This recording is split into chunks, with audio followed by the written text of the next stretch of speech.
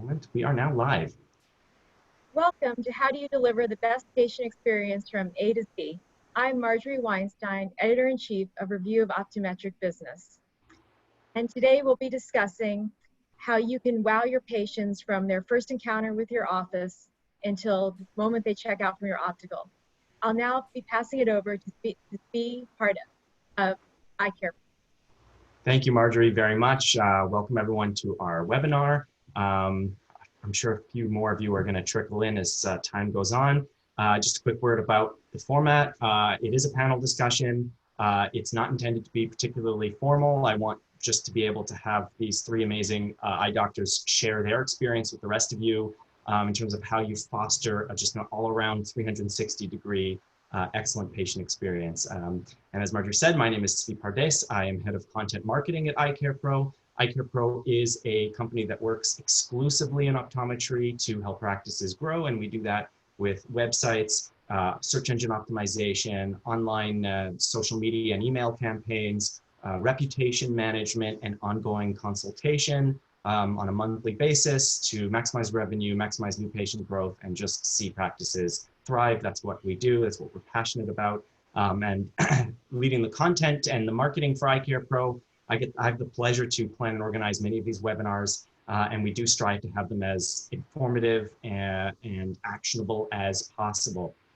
So we have three of our clients here recommended by their own marketing managers. Those are the consultants who work on a monthly basis with each practice that we take on as a marketing client.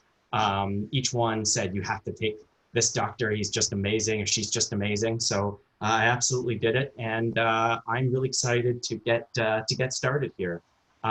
So I think the first thing to understand from a digital perspective is that the patient experience starts well before someone even gets to your practice. So when someone is making a search for an eye doctor, they're a potential new patient, the first place they're gonna go nowadays is Google. So you gotta make sure your search engine optimization is good. But that's when they start to see you. They start to see your Google reviews, which reflect the patient experience of past patients who are in and out of your practice. They see your website. Is it intuitive? Is it engaging? Does it build trust right away?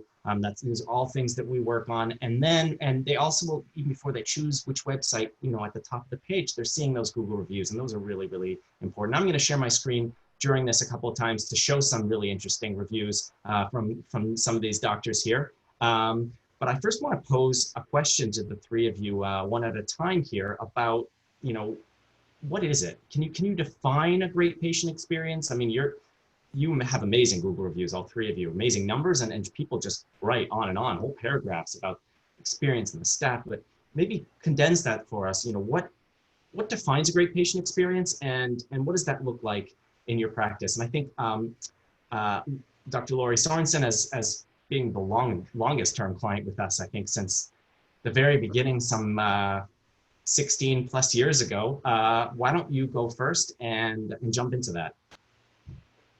So about 6 years ago, I had joined Power Practice, and one of the exercises they make you do is write down what you would think, not what you do, but what you would think would be the perfect patient experience when they walk in your office, from when they call you. So it was probably more than 6 years ago, it's probably 7 or 8. So what's interesting is I go back and I read it about every 2 or 3 months. I try to read it to the staff, but and it's interesting over the years how it's gotten closer and closer and closer to what I imaged as the perfect patient experience. And it's actually happened. We've even gotten closer through this whole COVID crisis. But I think it goes down to your culture and your vision statement. Our culture statement is about being the best for Austin by wowing our patients and loving what we do. So, you'll hear us in the office over and over and over say, did that wow the patient? How can we wow the patient better? Boy, that didn't wow the patient, so let's change how we do that. And so I think it's creating this document was extremely helpful, but also just keeping it super simple. And you'll hear me say that a million times about keeping things simple. Okay, and it sounds like constantly reviewing those processes is a big part of it. Mm-hmm. Okay, Dr. Propta, why don't, as Lori's student once upon a time, why don't you then take that? Do you have anything to add, how would you define the great patient experience? Did the patient leave the office with a wow factor? Were they blown away? Did we live up to the reputation of whoever referred them in, whether it be online, whether it be a colleague they work with? Did it reach that bar, and was it better? So we always look at those Google reviews to see if that same patient that was referred in, did they leave us a review? Did they notice my staff? Because it's important, for us as doctors to be good doctors, but did they recognize my staff in those reviews? And that builds on that experience. Did they say that that person at the front desk, Joe, was great, or that person at my checkout, Caitlin, was awesome? Did they have that experience the entire way through the office, and they left blown away saying that is the best care I have ever received from any doctor across the board? Excellent. And Dr. Galemba, you are not only you do quite a bit more than general care in your practice. I believe you're the only Academy of Low Vision member specialist as well in low vision on Vancouver Island, at least, perhaps one of the handful in Canada entirely. Is that correct? That's right. Yeah, I was the sole international portion of the International Academy of Low Vision specialist, and now one of our students has joined the group, and she practices out of Winnipeg. So I pretty much focus on Alberta and British Columbia now for low vision. So yeah. Very cool. And what's your take on the definition of a great patient experience? Yeah, so I think much like these two doctors have mentioned, exceeding expectations. And just like Dr. Sorensen, we also created a patient journey document, and we actually had the opportunity to review that whole thing when we were closed for that 9 weeks, and then change it up for implementing all the COVID protocols and how are we going to do things differently in this document. So we have kind of like a parallel document now with COVID. So part of our mission, there's 4 things in there that we basically kind of design into that patient journey. So part of it is, what do we do differently, creating customized solutions. So we make sure that we're asking good questions right from our history documents that go before we see the patient, right through the initial diagnostics in the exam room, and then demonstrating those customized solutions to them in the exam room.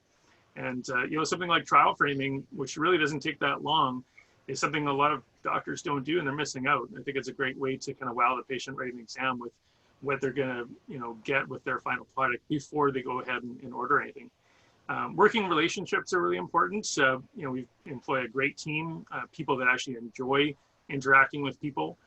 We found during COVID, they were, not really liking being cooped up at home and working from home because they like that interaction with people. So it's important to have the right people there. A comfortable environment. We have one of the nicest buildings in Port Alberni, and during these hot Port Alberni summers, we've got air conditioning, which a lot of people here don't have. So pre-COVID, we would offer them coffee or tea or water. We've got videos playing in the waiting room. Of course, during COVID, we can't do any of that stuff. So the way that we've kind of changed the experience is, calming their fears. So calming their fears by knowing what's expected, when they come in here, letting them know, how are we going to keep them safe. So EyeCarePro, they produced a little pop-up. So right away, as soon as somebody goes to our website, it immediately comes up and gives them a summary of our COVID plan. Teaching is a big part of our practice too. We are a teaching facility. We have students from University of Waterloo and Pacific University College of Optometry. So they know that we're a teaching facility, but we like to teach our patients too. And a very simple rule that I tell the students is, if we want somebody to know something, we have to tell them. So at each station, all the initial diagnostic instruments, there's a basic script, so the staff member, tells them what they're going to do, what they're looking for, and then the doctors expand on that by relaying, what we're seeing, and then, what we need, when we need to do this again. Awesome. All 3 of you are touching a lot on staff, and it seems, pretty obvious that a great patient experience can't be reduced to simply great bedside manner, because this is much more holistic. And it requires a lot of staff buy-in. So, I spent a number of years as a frontline marketing manager working with clients such as yourselves. And I think a lot of practices struggle with getting that kind of staff engagement, getting, you know, whether it's to build reviews, whether it's just the kind of patient experience you're demanding, and how do you go about fostering that without being tyrannical. All of those things come up, and I've heard them. So I want to ask, the three of you have clearly sort of mastered that. You know, how do you train and integrate that on a, you know, in a strong way with your staff? And I want to draw, before I have you answer that, I'm going to quickly share my screen with the audience here, because I think there was a review left for Dr. Prapta that I find particularly enlightening to this issue. And I want to ask you, Doctor, about it specifically. So does everyone see my screen here yet? Okay, wonderful. Here we have one of your locations, Dr. Prapta, you know, Texas State Optical Mansfield, 380 Google reviews. You can't, nothing to sneeze at there. And one of the things that I notice is that, and this applies to all three of you, is that you have a lot of terms that come up again and again and again, like professional, like staff. But this guy left what I would have thought by reading it would be a 1-star review, not a 5-star review. And basically he had endless problems, and this happens to everybody, endless problems with his prescription, endless problems with, you know, getting the glasses done on time. He has a very, very strong prescription. They ultimately couldn't work with him. And he's raving about every setback with you, how you credited his insurance back, and you just took care of him in such a way that he took what was overall a pretty bad experience and left you a 5-star review. How did you, maybe, you know, share a little bit of background, Dr. Prapta, but how did this happen? Can everybody still see me? I can't see the. Yeah, I think everyone sees you. Okay.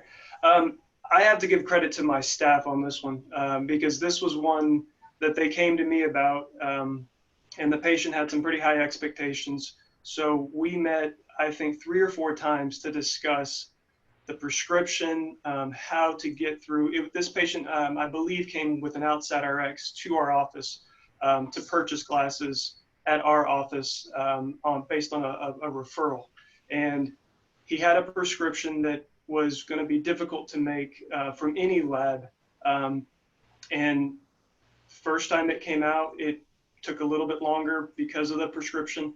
And we had to call the patient, let him know that there was going to be a time delay.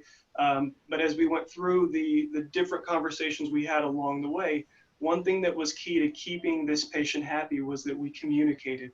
We let the patient know that we're doing everything in our power to get this right, and we're going to make sure that if we don't get it right, that we're going to take care of him no matter what. So that customer service level, that's really second to none. And I constantly tell the staff that this was not really one of our patients. This was a patient that came to us, but he came through our front door. And I think that's the hardest thing when it comes to any type of business, is getting somebody in your door. So once they're in the door, once they're inside, we're going to do everything we can to keep that patient happy. And in this case, we constantly communicated with him. He took pictures of the office, which was not something we expected he was going to do. But he was a very particular, and when you read the review, you can see he's a very particular patient. He's one of those patients where you really got to watch, because you're not really sure what they're going to say and how they're going to say it. So I had different staff members, if they were off, to make sure that other staff members knew what was going on. So we communicated with each other, because if that patient calls and wants to know, that somebody else can take over where that other staff member let off. But communication was key to keeping this patient, I guess you can call, happy in the end. Yeah. I mean, I'm still sort of aghast, because generally that is the kind of thing you see that gets a practice a 1-star review, and the best practices get them. You can have the most exceptional patient experience out of this world, and you're still going to get the occasional person who had a bad experience with a frame fitting, didn't understand their insurance coverage, you know, that you can name some of the top contenders, but that, you know, the fact that he felt that along the way, such a level of care while he's criticizing you, he leaves a 5-star review is pretty impressive. And what about you, Dr. Galumbo? Do you have anything to add in terms of how you foster that staff-wise, that awesome experience? Yeah, so the patient journey that we spoke of before, we've got it documented in a program called Sweet Process, sweet like sugar. And it's a program that's really simple to use. And when we first hire a new staff member, and I can speak from this now because we just hired 3 new people in the last month or so, we actually have them go through the whole process with fresh eyes. And then they look at that document and just say, hey, why don't you do this a little bit differently? Or this is the way I see this. Have you considered that? Because I think sometimes when we're in it for so long, we end up seeing it just from our perspective, and we don't see it from an outsider's perspective. The other thing we do to foster that kind of gung-ho attitude is there's required reading when they first join our office. Actually pulled a few of the key books here. I'll just kind of hold up. So one is actually called Gung-Ho. The other one is called Hug Your Customers, which we don't physically hug our customers, especially now during COVID, but you have to read the book to figure out what that means. Another one called Fred Factor. Another one called Raving Fans. So these are books all your staff read 5 books? Yeah, exactly.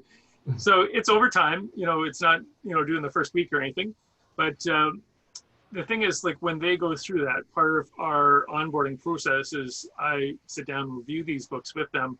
So often I'll kind of reread them, and I've got kind of executive summaries that I've made for myself, and I get kind of fired up reading them again, all the content that's in there. I mean, you're doing something right with 113 Google reviews, as you can see on my screen, and the name, patients rarely notice the back end, so to speak, of a practice unless it's going wrong. But you specifically at 4.9 out of 113 reviews have people mentioning again and again the terms management and team, which I think says something pretty strongly about what you're doing there. If you had to boil those down, you know, the main thrust of those books down to a few points, what would those be? I guess putting the patient first, having a positive mental attitude, being, you know, knowing that you're doing meaningful work. At our weekly meeting, either myself or our associate doctor will just showcase a patient that was memorable for that week, and kind of bringing people back to like why we're doing this. Yeah. Okay. And Dr. Sorensen, do you have anything to add in? I mean, you've been at this the longest. How have you managed? We have the staff completely mastered, and we never have any issues whatsoever, and they always 100% of the time deliver the perfect experience and never complain, never miss work, and they're never late. I got it all figured out, right? So what I think it is, and staff management motivation is totally my obsession, and I do not have it all figured out. I think I do a good job, and I think I'm always trying to get better. I think that's something for everybody to know, that's one thing when I'm doing a lot of consulting with people is like, hey, we all have these problems. We always have the chronically late person. We have the one that, you know, isn't always nice. Everybody has these issues that they always have to deal with, and you have to know that's not the case. And then everybody wants the one thing that you can do to make things better, right? There isn't. I don't think there is one thing. I think it's constantly reading what motivates people. I mean, and there's a lot of books and a lot of stuff that talks about that. One of my favorite ones is Drive by Daniel Pink. And he boils it down to 3 things: autonomy, mastery, and purpose. And autonomy is don't micromanage your people, basically, you know. Mastery is being good at what you do and making sure you give them the tools to be good at what you do. And purpose is exactly, I think Sean was saying this a minute ago, is they know that what we do is important, right? We're making people see better, look better, and feel better. Oh my God, how can you have a better job, right? And even though you're the person pulling the insurance, how does that tie into making people see better, feel better, and look better? That's such an important part of that process, and they have to know that. And the only way they can know that is that you tell them that over and over and over. So it's repetition of the right things and doing it a little bit more often than the wrong things, because we always, I mean, I don't know about y'all, but I mess it up quite often. And so that there's no magic except for, I call it, as consistent and be repetitive. You have to be the CRO, the chief reminding officer. Remind them what we're doing, why we're doing it, and how we're doing it. Awesome. So if I can boil this down, if you want a successful practice, I mean, it's undeniable, at least from the statistics, from the work that we do, that if you're delivering a great patient experience, you have a much better chance of thriving as a practice. Certainly, if you're delivering a negative experience too often, it gets noticed. And it sounds like to really take ownership of that, you need to master and improve your own leadership skills as practice manager or owner. I want to open up the floor. By the way, this is fairly informal, so please send your questions to the little question box anytime you want. We already have a question for you, Dr. Galemba. Scott Chamberlain would like to see those books again. Okay. So can you list them in the chat? So yeah, I can even just write them in here. Perfect. And if anyone misses something, but you can always email me after the webinar, and I'll get you whatever info or connect you with one of the doctors. But my email address is zvi@eyecarepro.com. That's zvi@eyecarepro.com. Doctors, I think we talked about staff. Now let's talk a little bit about the processes that happen, because as you alluded to already, Dr. Sorensen, you're going from the initial phone call and checking the insurance, and then there's the time in the lane, and there's the transition to optical, and there's this full 360 from well before the person even knows who you are, if they're a new patient, to when they're walking out the door. So maybe I'd like to know, how do processes like handoffs improve or not the patient experience, and what, maybe you have a few tidbits about elements anywhere along the line there that really help make it coalesce in a practical kind of way. So I reviewed these questions with my husband, and he reminded me of something when I talked to him about it. And this came from some market research that Vision Source did 5 years ago, when they actually used our office for a commercial, and they had spent quite a bit of money figuring out why do patients pick your office. And the number one thing that came from this marketing, which has not really been published anywhere, number one thing is they know me. So they feel like that that's part of creating loyalty, right? We don't want just the customer to be satisfied, that we want them to be loyal, right? So one way, it has to start with, they know me, I know them. And so everything that you can do to make it feel like you know them, which would be actually, I think, getting the history before they walk in the door, that when and we have a lot of people walking in, but my front desk is pretty dang good at looking at the schedule and know who's supposed to be coming in and using their name when they first walk in. Or even if they don't, oh yeah, act like they knew it, right? And then the front, now we're doing something different because of COVID. We're taking the patient from the front as soon as they check in, which our process for check-in is 2 minutes or less median time.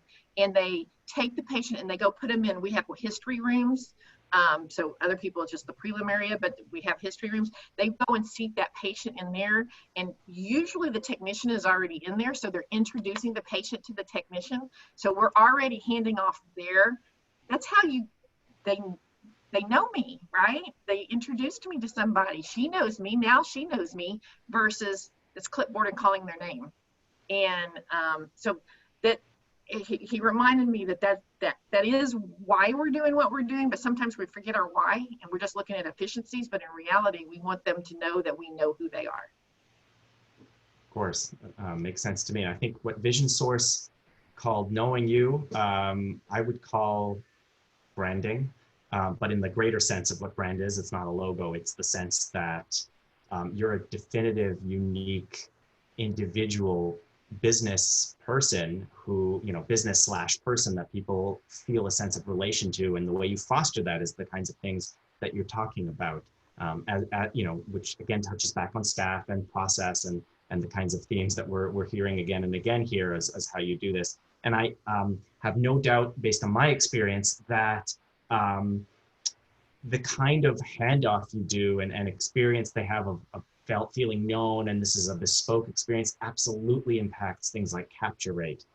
You're much less likely to walk out with a prescription and go to like a nameless box store or order online when you've had this kind of personalized experience all along the way.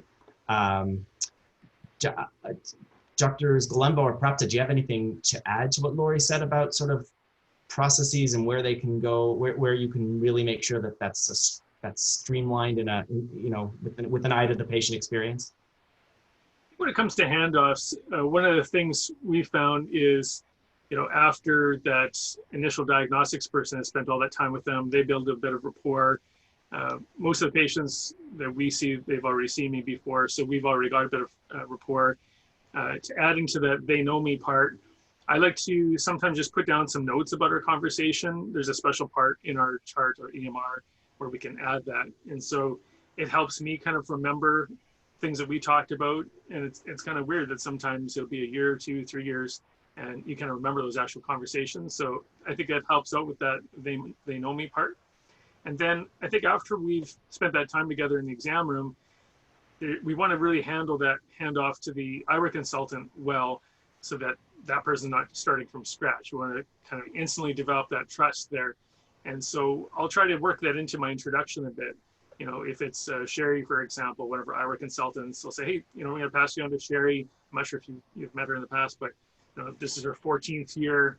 And then I'll even just kind of lob an easy question there just so that she can show them her expertise in that area. Yeah, I might say, no, Sherry, I can't remember, is that promotion on EX3 Plus, is that run through the end of August? Like, I know the answer, but by lobbing her that question, she can say, yeah, it goes right to the end of August. Or I might say, you know what, and this one I legitimately probably don't know, I can't remember if Sensitive Dark comes in a 153. Can we get that in a 153 index? And that's where she can kind of demonstrate her expertise in the lenses. So right away that patient can say, okay, she knows what she's doing, I can trust her. Awesome. And I see the two of you nodding at everything. You're all nodding at each other, which is a good sign. Yeah. But Dr. Prapta, you said, do you have anything specific to add about the process?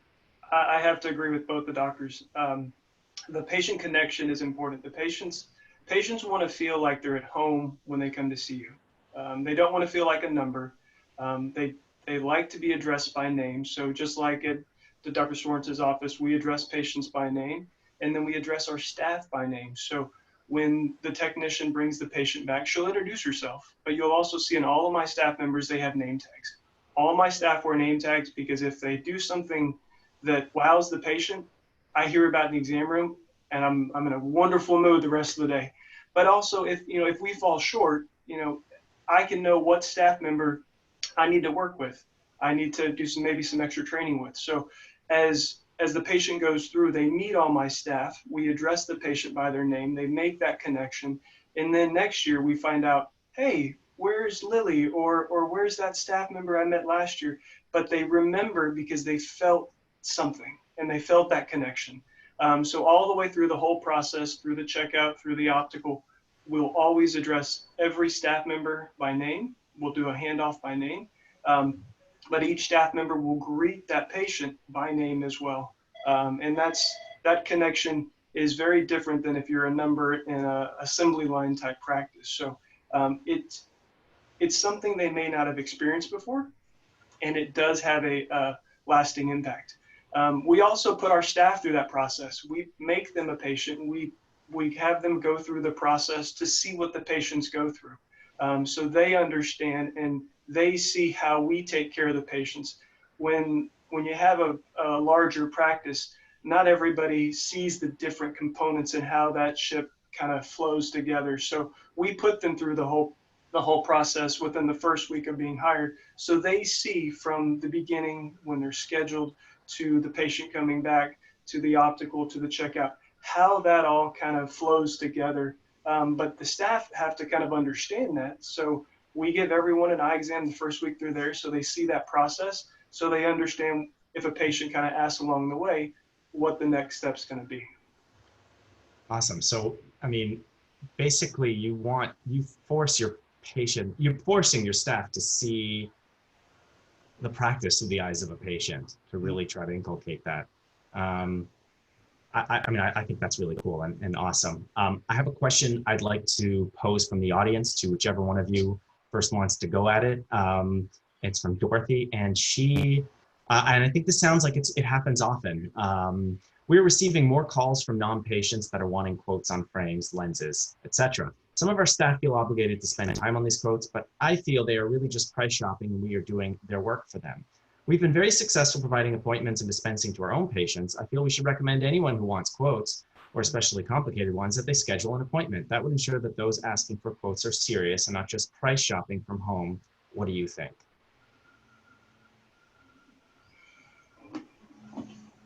Tough one. It's a real tough one. I mean, from a marketing perspective, I tend to agree with what Scott just wrote in all caps in the chat, is convert. They are calling you. I tend to agree with you, Scott.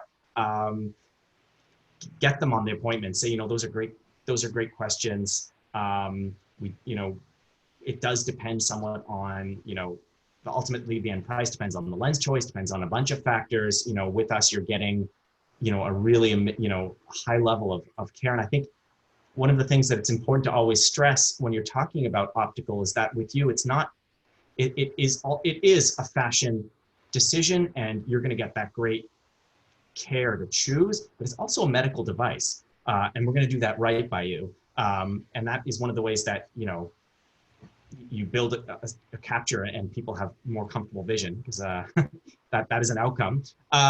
But yeah, get that. My first inclination is to get that appointment booked, but not to get aggravated or annoyed at them. If that, once they're on the phone, that's a sales opportunity from a marketing perspective. But I'm a marketer, so that's the language I talk. What about the three of you? Do you have anything? Do you get, does staff ask you, how should I handle people who are just price shopping? And so I missed the question there. Were they price shopping for the exam or for product? They're price shopping for product. I don't know how many people price shop for exams. I'm sure it happens, but I imagine it's more common that people call about the frames they're interested in. So they want quotes on frames. Somebody that already has a prescription. Is that the idea, or? She's saying that the gist of the question is people are asking for quotes. She feels that we should recommend anyone who wants quotes to book an appointment. To ensure that the quotes are serious and that they aren't just price shopping. What do you think? How to react to someone who's price shopping? Let's put it that way. Right. Yeah. So I think in our office, even before COVID, to be able to, quote, we have to meet with the person to know, what their goals are, right? Like, just a prescription. I mean, that could mean so many different things. How are they using their eyes? What do they do for work? What do they do for their fun? And so we would definitely meet with that person first. Right now, during COVID, we physically, have to book an appointment for them to see one of the eyewear consultants. Our door is locked; they can't just kind of walk in. So I think it's good to give a range. If they just want a quick answer over the phone, we can say, hey, we've got everything. We serve the large community. We're the only independent practice in Port Alberni, so we have everything from packages to get you into something for $222, or we can go right into the top quality progressives and designer frames. So I think maybe just giving them a range, they know, okay, yeah, there's something for me, but now to specifically figure it out, let's book an appointment.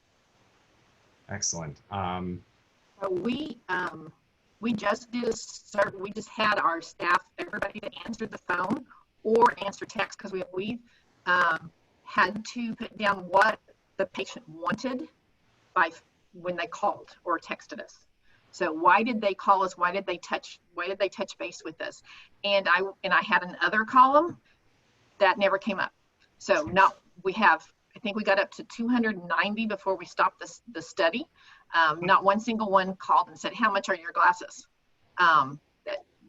that's not a common question for us. It's usually about, it used to be back, I'm quite older than these other people's, and it used to be, how much is an eye exam? That used to be the question that came in, and I did a lot of training with staff. I don't do that training anymore because that wasn't what happens. It's, do you take my insurance?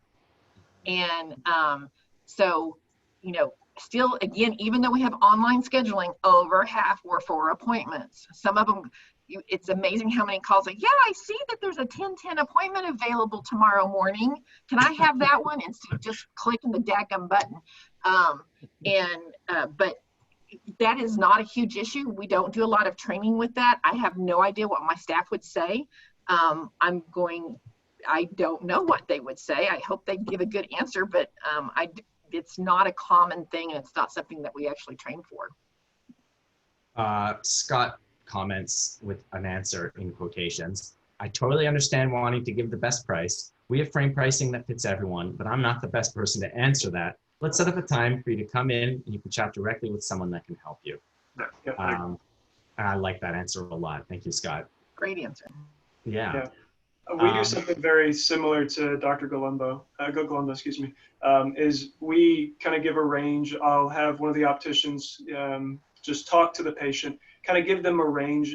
You never want to give them the bottom, the lowest number in the office, because the last thing you want them to come in and it be a bait and switch and then they leave real mad.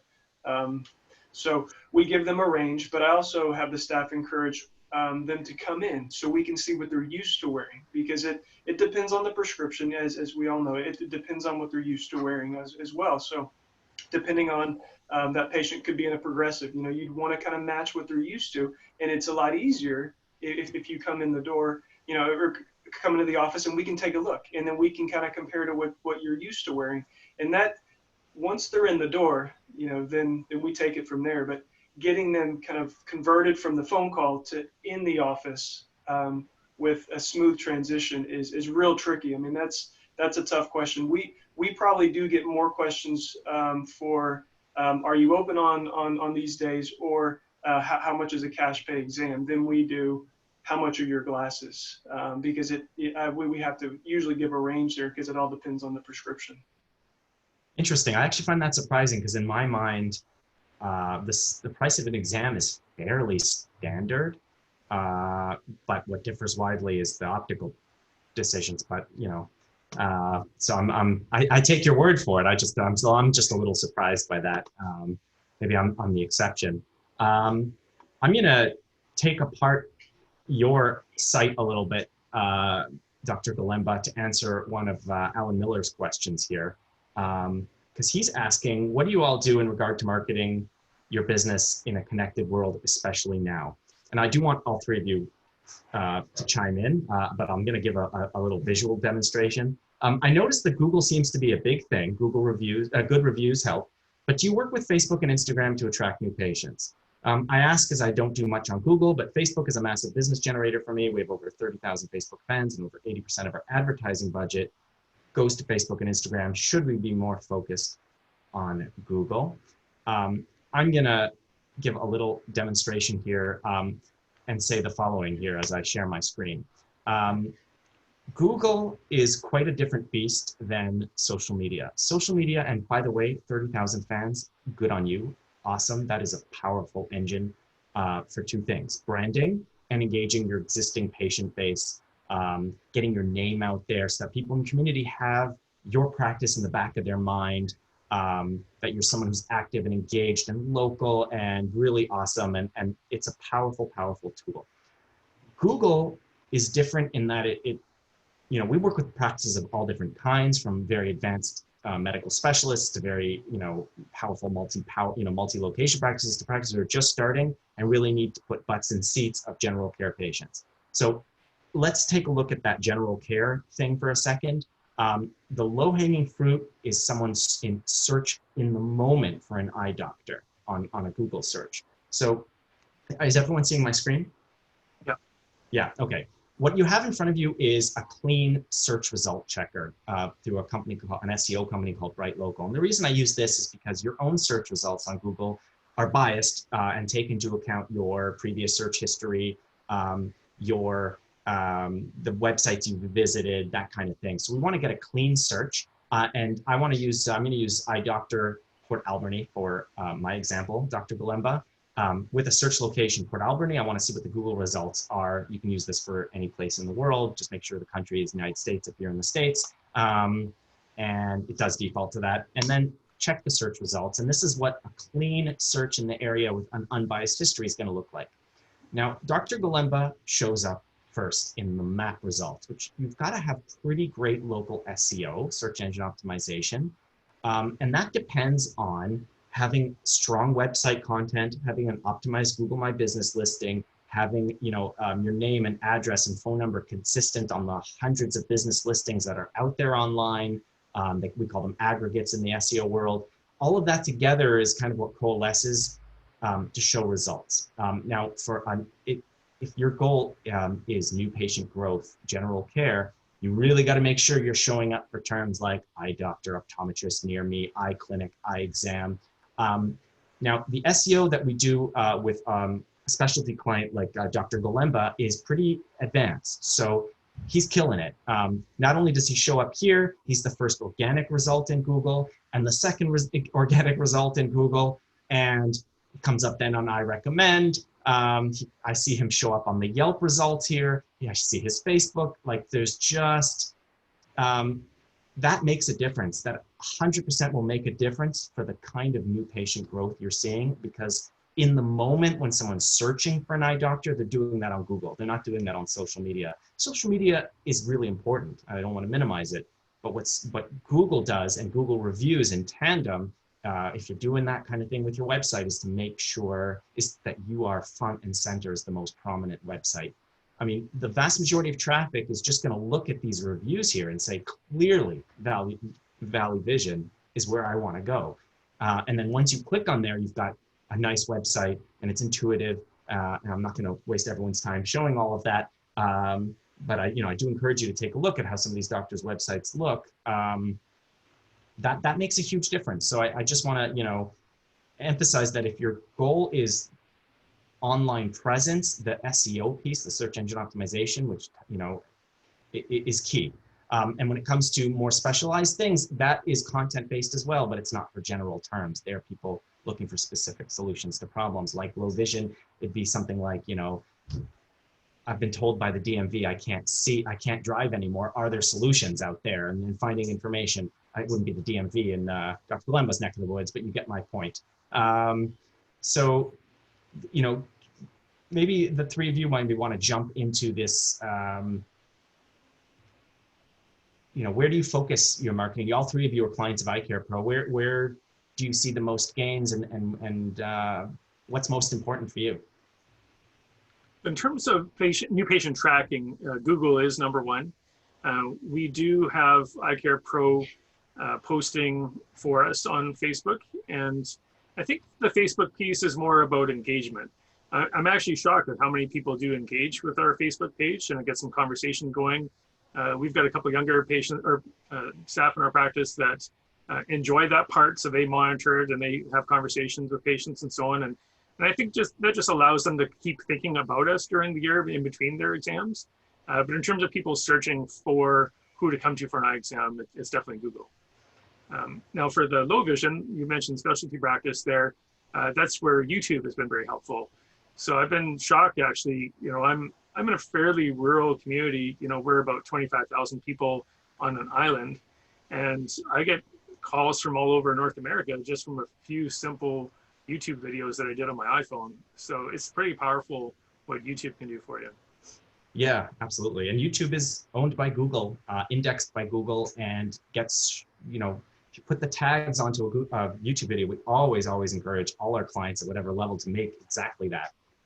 Quick, short, easy videos on their iPhone or whatever it is, because what we'll then do is put all these tags on it. And so when someone searches for this unique problem, everyone will watch a video. If a video result shows up and someone looks up something related to low vision, they're going to see your video within a wide geographical area if you're the only one doing it. So that is absolutely one way to grow medical specialties for sure. But we encourage doctors to put video. They want to know you, as Dr. Sorensen said, even before they've been to your practice. And that really helps. People don't like to read a wall of text. They absolutely want to see a video. And it's helpful for your SEO as well. Anything to add to any of that in terms of your marketing, Dr. Prapta or Sorensen? Yeah, so we utilize both. For many years, face-to-face advertising, word of mouth was always number one. And then times changed and Google came into play, Facebook came into play, and we started to see on referrals when the patient came in. I love to look at, how did you hear about us? And I see Google 80-20 when it comes to Facebook and Google, and it's important because that is your new word of mouth reputation. So every morning I have a cup of coffee and I'm a Google junkie, and I sit there and I read the reviews and I make sure my staff's responding to those reviews, whether it be good or bad, that we're acknowledging those reviews, and EyeCarePro's definitely helps with that. So thank you. But I think it's a good split because we live in a multi-generational world right now, and not everybody has Facebook, not everybody uses Google, some prefer Yahoo or Bing, but having multiple avenues where patients can see you is important. But I do see that majority of how patients find our offices is Google, and they read the reviews, and they'll like the little reviews, or I think there's a little thumbs up or something when they read it, and it was a helpful hint, I think it is. But it's really important to have, I think, a mix, but I do see more Google than I do Facebook. That makes sense No to me. question. Google's, if you had to spend all your money only on one thing, I would absolutely do it for search engine optimization. No question. That hands down, anytime I do my research and look at it, where people are coming from, of course the referrals are there, but a lot of people lie to you and say somebody referred them and they can't remember their name, but actually they found you on Google. And saying that, if you're on Google and they go to your website and you have a crappy website or one that's hard to use, you know, I personally think our website is a big wow. I love our website. You guys worked with my husband for a very long time to get it the exact way that he wanted it. He's an artist, and he's very particular about it, and you continue to work on it for us. And y'all, and by the way, y'all were super responsive to change our website quickly during this whole COVID crisis, so I appreciate that too. The other thing I would just say, and this doesn't have anything to do with that, but where else should you spend marketing money?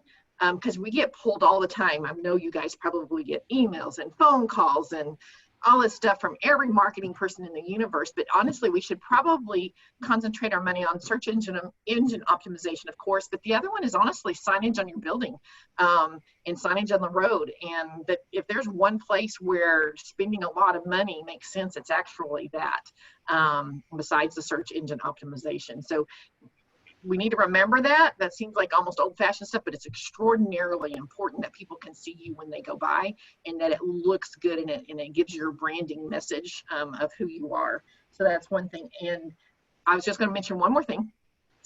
So during this whole COVID crisis, we really struggled with our culture in our office. I swear I walked in and I felt like there was this dark cloud over everybody. I mean, and it was starting getting darker and darker. And I'd go in, I'm going, what? I'm doing all these things to try to, make things great. One of the things we added was, because we get so many more Google reviews now than we did before. And we read the newest Google review at the morning meeting every day. And so, and we get fantastic reviews right now, just fantastic. And so, it helped. It pulled the cloud up a little bit. I also did a whole bunch of other things to pull that cloud up, but that was one of them. And I highly recommend that you find your newest Google review and read it to your staff at your morning meetings that you do, or morning huddle. And if you don't do a morning huddle, start doing that. Yeah, it's just Dr. Glenbo agrees with you emphatically, I think. Definitely. So we do have a question about the processes that just came up, about the processes you're using to gather more reviews. Now, I assume all three of you are using, we do have a review app that is a texting app that all our marketing clients receive. That is, I assume all three of you are using it. Maybe some of you are also using Weave is helpful in that regard, as well as a patient communication tool. Are all three of you using the review app from EyeCarePro? Yeah. How's Ours, I believe ours goes out through Weave, but I think it's through EyeCarePro. okay? Basically, you've got to ask in the nutshell. And the way we counsel our clients is, and it touches on this whole thing we've been discussing about staff being engaged in part of it, and that's kind of where we started to run into pushback from staff and be like, well, this is part of running a successful practice. Most people walk out happy. The 1 in 1,000 who walks out unhappy is the one who's going to go out of his or her way to leave a nasty review.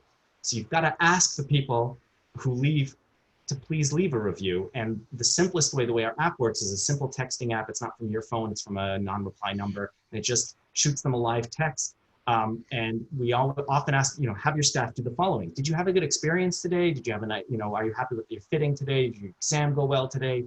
Oh, I'm so glad to hear that. If you don't mind, I'm sending you a text right now. Please follow the live link and leave us a nice review on Google. If you do that consistently with every patient, obviously don't ask the patient you had a fight with about him not understanding his insurance coverage. But aside from that, ask every single patient to do that. And probably 1 out of 5 more, if your patient experience is really a wow, will actually do it. And if you're consistent, you can quickly build up a huge number of reviews. And that really, first of all, it's good for your SEO because it counts as traffic, counts as activity on your Google My Business listing.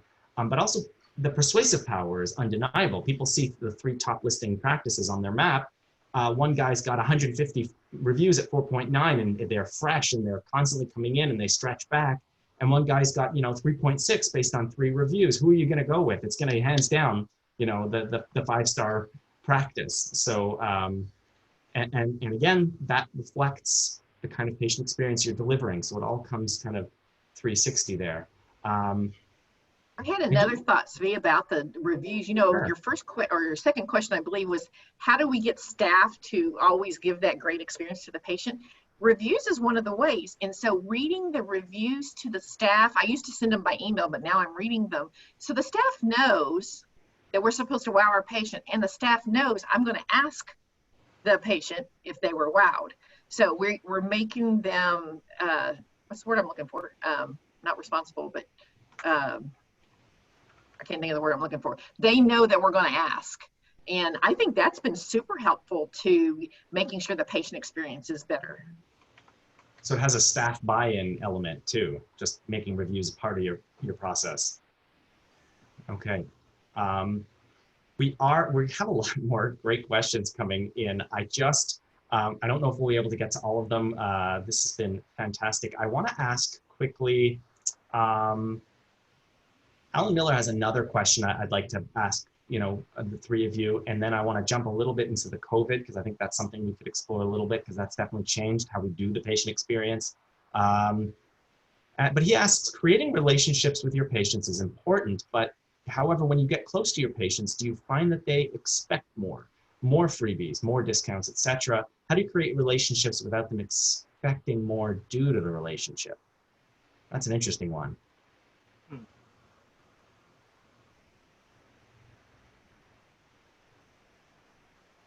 I guess that happens a little. I don't see that as a big issue.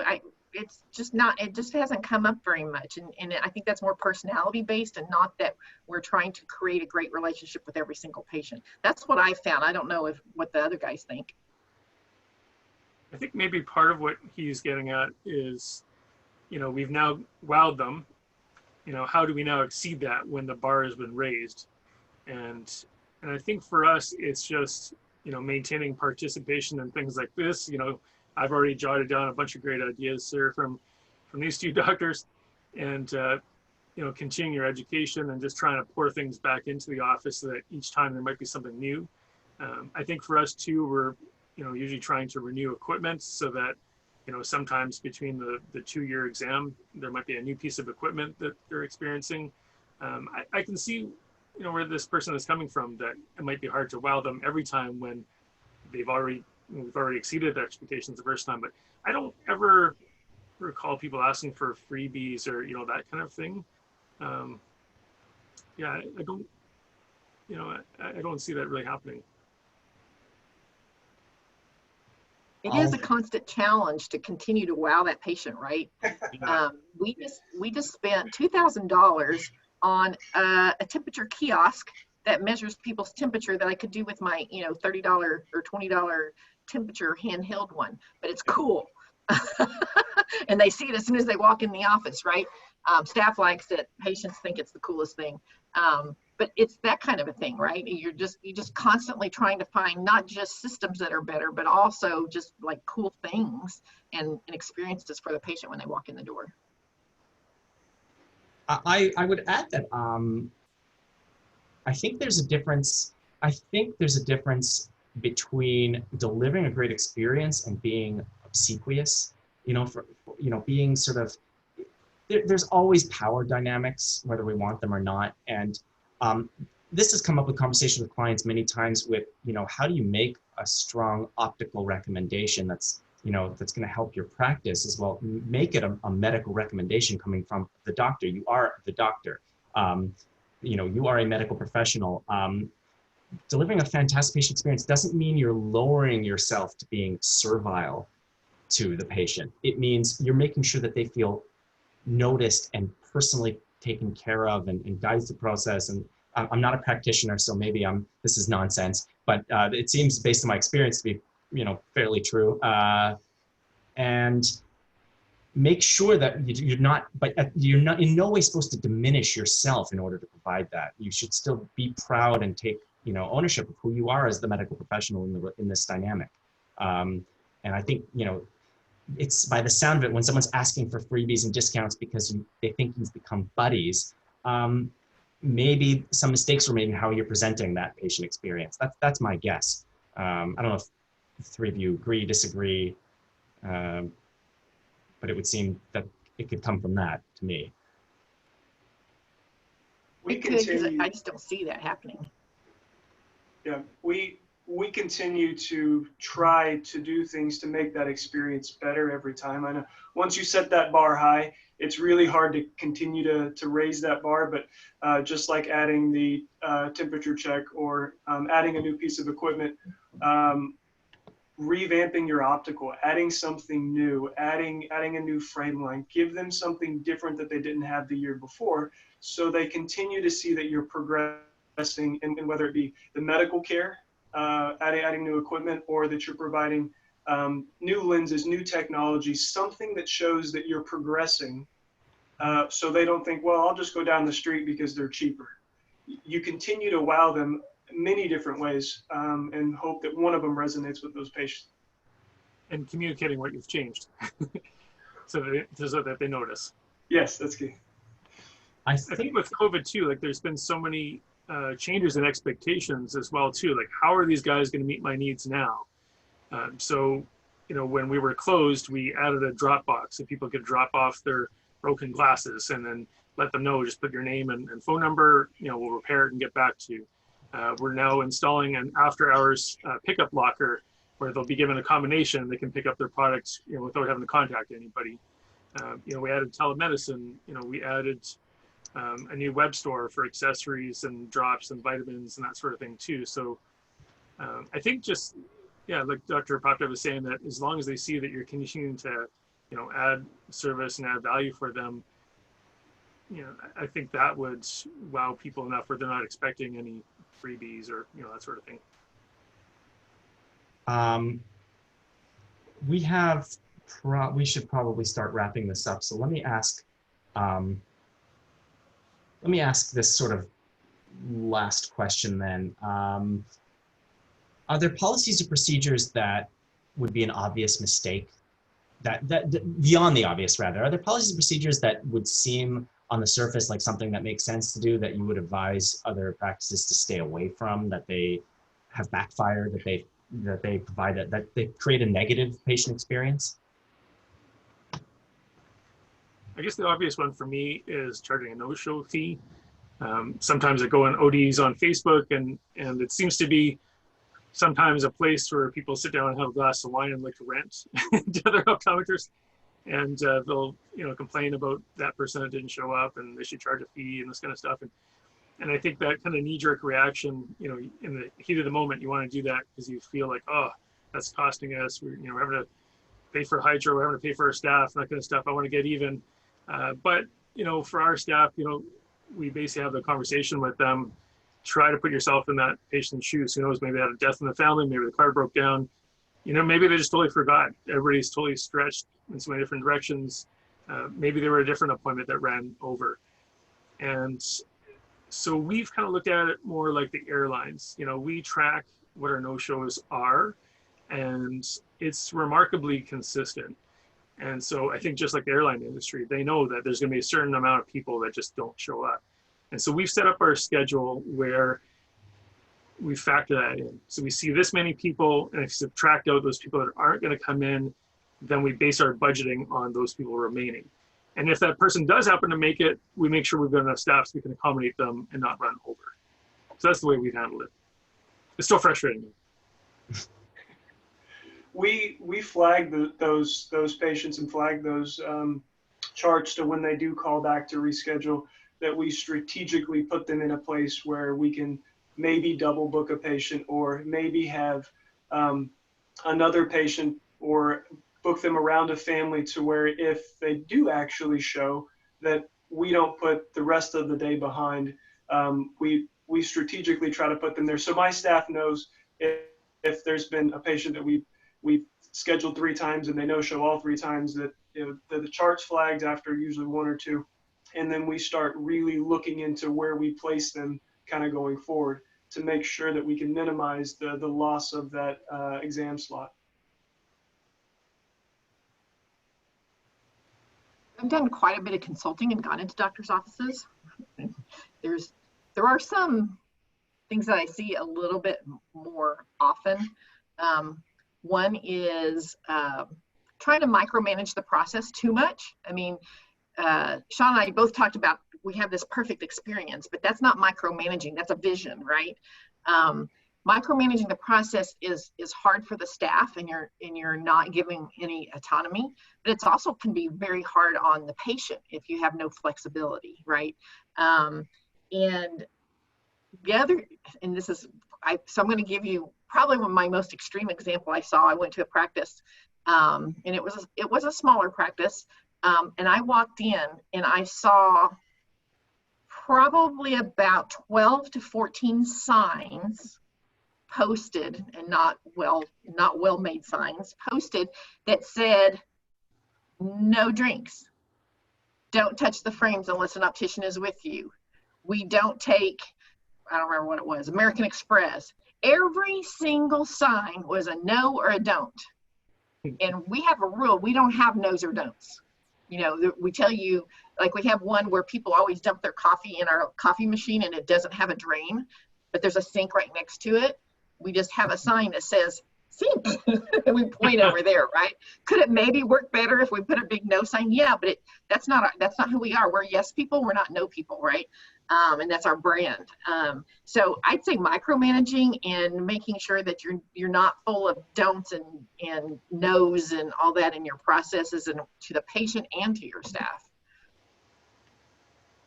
Excellent. At the risk of going a little bit late, that I want to ask the 3 of you something that when we were discussing ahead of the webinar, Dr. Prapta mentioned to me that every patient has some kind of anxiety that you're ultimately bumping up against.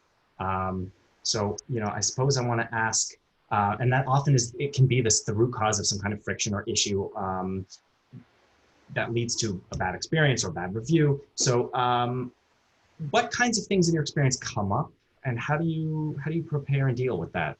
And you can take that any direction you want. You want to go first, Dr. Prapta? Sure. I think the most extreme case I saw of patient anxiety is when a longtime patient of mine told me that she'd rather see her OBGYN than come see me. Because, not that she didn't like me, but going through an eye exam as a patient, there are lots of patients out there that don't want to fail. And it is nerve-wracking to a lot of people. So we've adapted ways to keep that experience calm, and that patient experience starting from the beginning, that this place is very welcoming. These are very nice people. changes the atmosphere of the patient that's, are you going to blow air in my eyes? So we have adapted certain tools. So we have a process of calming the patient down along the way.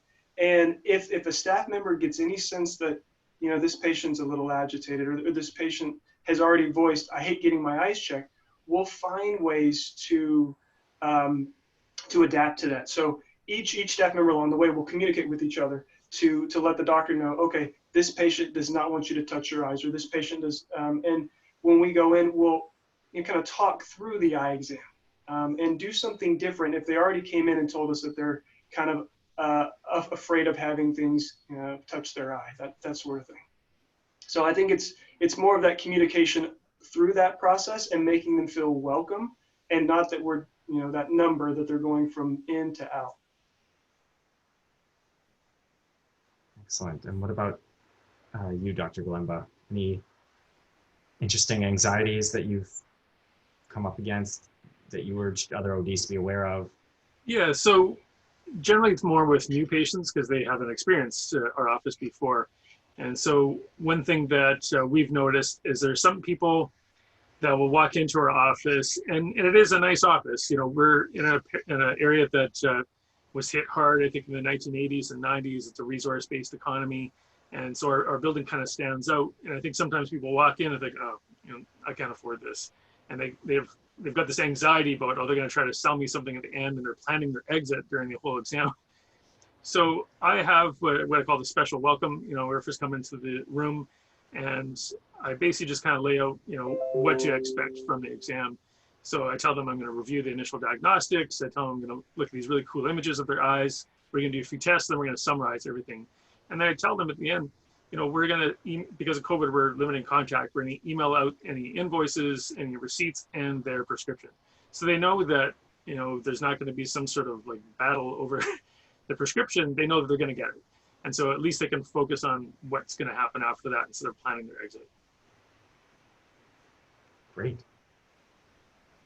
Yeah, so I'd say that I'm thinking of two different answers. And one is the most common anxiety, I think, is where what Sean was saying. People are worried how much this is going to cost. And we have a really nice building too. So it's kind of that same thing. I remember when we first moved over into the new building 5 years ago, staff went, whoa, man, I bet things are, a lot more expensive now. And I was like, we didn't raise our prices for almost 3 years when we first moved over, because I wanted to be able to tell the patient, we have not changed anything since we moved into the building. I finally quit doing that. I was like, oh my gosh, I haven't changed my prices in 3 years. This is crazy.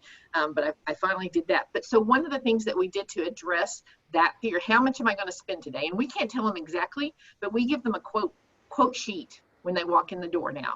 So they're told what their co-pays are, what their insurance covers, whether they have contact lens benefits, whether they have glasses benefits, if their medical insurance, their deductible, if they've met it, if they haven't met it, all that kind of stuff. So they get that when they first walk in the door. So at least that's addressed when they first walk in. And so I think that helps the normal anxiety.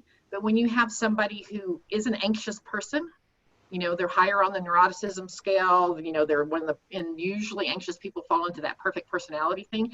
Those people need details. And so Sean was talking about communication. Those people need more communication and more details, and teaching your staff and doctors how to identify that personality that needs more details, I think is key. We also tell patients as best as we can their charges up front. The last thing a patient wants to get a bill at the end, and they had no idea it was coming. So we do the best we can to, I know it's not bulletproof, but we do the best we can to let them know their charges up front, so there is no surprise at the end. I can't tell you how many reviews of competitors, just looking at other doctors around me, reading their reviews, finding out ways to maybe not make that same mistake. Some of them are written as, at the end, I got a Groupon in it, but at the end they told me it was 600, and they will point out bait and switch, and patients do not like, to be kind of surprised with a large bill at the end. So we try our best to tell them, just like Lori does in her practice, as much of the charges up front as we can possibly do.